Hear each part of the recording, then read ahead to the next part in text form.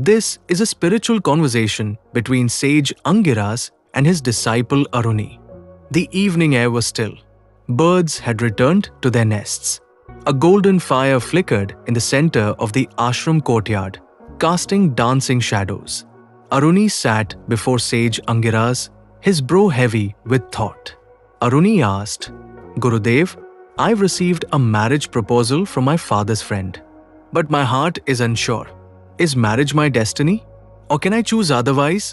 Angiras asked in return, "And what makes you think marriage is either destiny or a choice?" Aruni got confused. He replied, "But don't the scriptures prescribe the Grihastha ashram as a stage of life? And don't people say that one's partner is written in fate?" Angiras said, Let me tell you a story. Once, there was a full moon that reflected in countless lakes and rivers across the world. One such reflection fell into a small clay pot filled with still water. The pot began to believe, "I am the moon." Every day, the pot gazed at its reflection. When another pot was brought beside it, also reflecting the moon, it said, my partner." And so they sat together, believing their union was prewritten in the stars. But one day, a wind came. The water rippled. The reflection distorted. The pot cried, "My moon is fading. My partner is changing."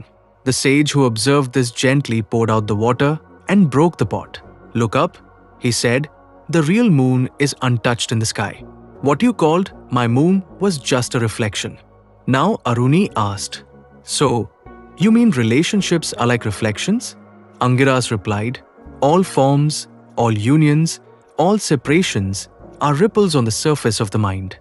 The Grihastha ashram is not about binding the soul, but refining the ego."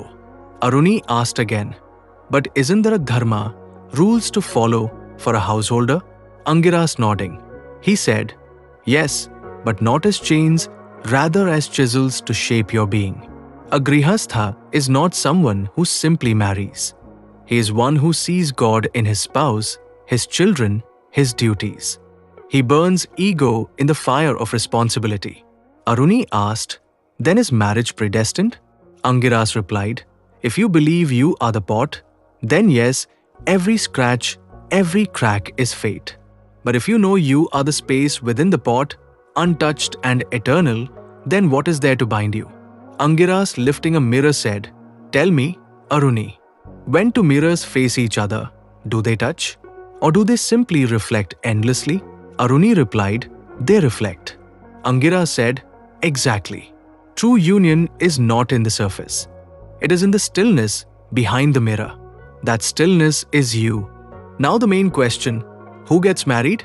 Aruni asked, "Then who gets married, Gurudev?" Angiras replied, "The name gets married. The body plays its role. The ego experiences pleasure and pain. But you, the self, are like the sky, witnessing clouds form and dissolve." Aruni's eyes moist. He asked, "Then should I marry or not?" Angiras smiling. He replied, "Whether you do or don't, act from awareness, not fear. Let the self decide through silence, not restlessness. Then marriage won't bind, it will liberate." Moral of the story: if you think you are the name, then marriage is a karmic script. If you realize you are the self, then nothing ever happened. Grihastha is not about external duties. It is an inward purification. The question is not whom should I marry, but who is the I that wants to? I hope you learn. Om Namah Shivaya.